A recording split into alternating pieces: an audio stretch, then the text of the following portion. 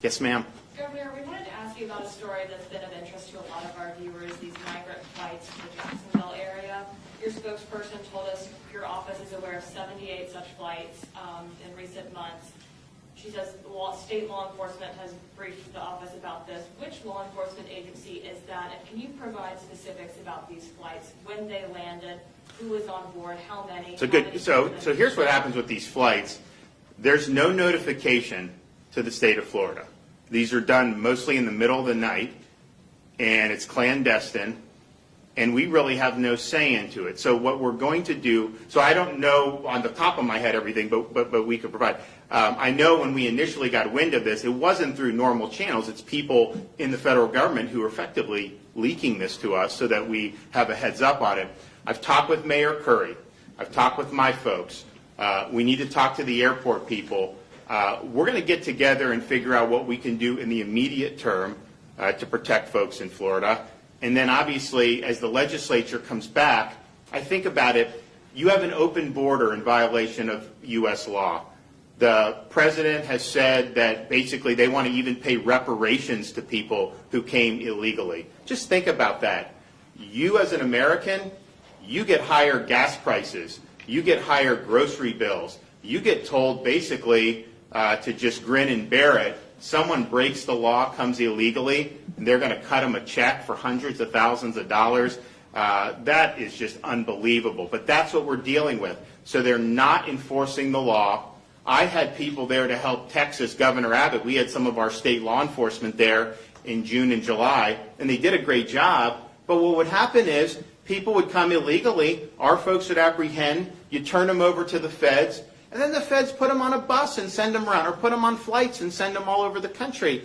How is that something that's effective? So we have to look at that and say, we are suing the Biden administration over that. We have a pending lawsuit. I think we can be successful on it, but that's not going to happen overnight.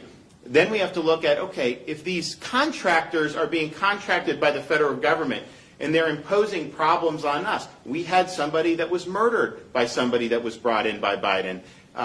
We should be able to have consequences for those contractors. And your ability to do business in Florida, I think, should absolutely be curtailed based on whether or not you're bringing problems or not bringing problems. And the fact of the matter is, this border should be secured.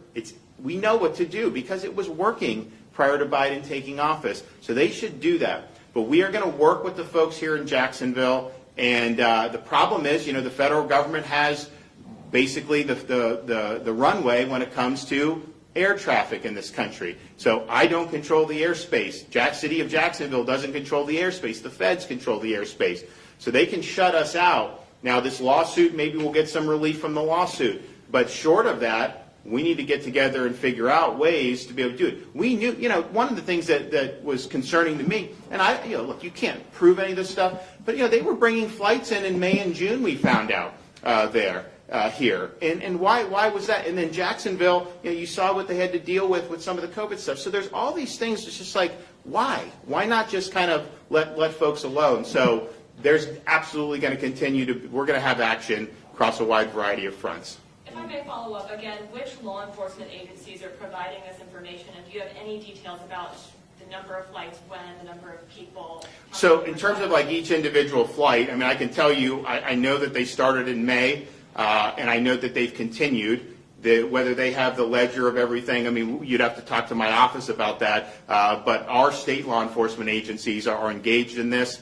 And again, this is not something that we're given ahead of time. This is something that we find out after the fact. And I talked with the folks at the Jacksonville Aviation Authority. Feds come in, they do it, they got a bus. My view would be, why don't we, if they're going to come here, we'll provide buses and provide them. I will send them to Delaware and do that. I mean, if he's not going to support the border being secured, then he should be able to have everyone there. So we will do whatever we can in that regard, and we are absolutely going to do everything we can. Can you name some of those private contractors you're talking about, Governor? Well, I could, but I'm not going to do it right now. I mean, I think that we want to maybe have discussions with some of them because you have charter air, and then you also have buses, and I think we want to have some discussions. I'd like to get to a place where where we're in a better spot than we are now. I mean, just think about it. If they're not going to do anything to change this, maybe we'll win in court, maybe we'll have something that pushes back. But even then, you saw what happened with the OSHA decision. It was stayed by the Fifth Circuit Court of Appeals, meaning not in effect. And what did the Biden administration say to businesses? Ignore the court and follow our rule anyways. And so I think that they basically said, to hell with these court decisions. They're going to do whatever they feel like doing. And so that's something that's problematic because we can even win in court and they may disregard that. So we're going to do all we can. But there are definitely, I think, from a contractor perspective, we've really got to have a big conversation with some of those and then see what we can do in terms of this. Unfortunately, over the years, and we've looked at different things to do, unfortunately, over the years, federal courts have basically said illegal immigration is something for the federal government. They have the jurisdiction. So when states want to go in and protect themselves, they have not looked kindly on some of those things. And I'm not sure that's the right decision, but clearly, if it's the federal government's responsibility, but then the federal government defaults on that responsibility, then the states still have their hands tied. I don't think both can be true. If it's a federal responsibility, then they have a responsibility to discharge the duties and enforce the law. If they're not doing that, then clearly, I think a state should be able to come in and provide protections. And so that's what we're going to be looking to do. Governor, two-part question real quick. When it comes to these undocumented immigrants, you're saying that they're coming in at 2 and 3 in the morning, late at night. Are we talking about by the dozen, by the hundreds, and are these asylum seekers? Where are they, sir? Well, I think in the flight that is in question for the individual that posed as a minor, came in, was really in the 20s. I think that flight was one with people that were at least posing as being under 18. So what you do is you have people that are coming to the border, a lot of kind of like 16, 17-year-old males coming. They're treated differently than somebody that was over the age of 18. And so that particular flight was supposed to be, I think, what they call, UACs.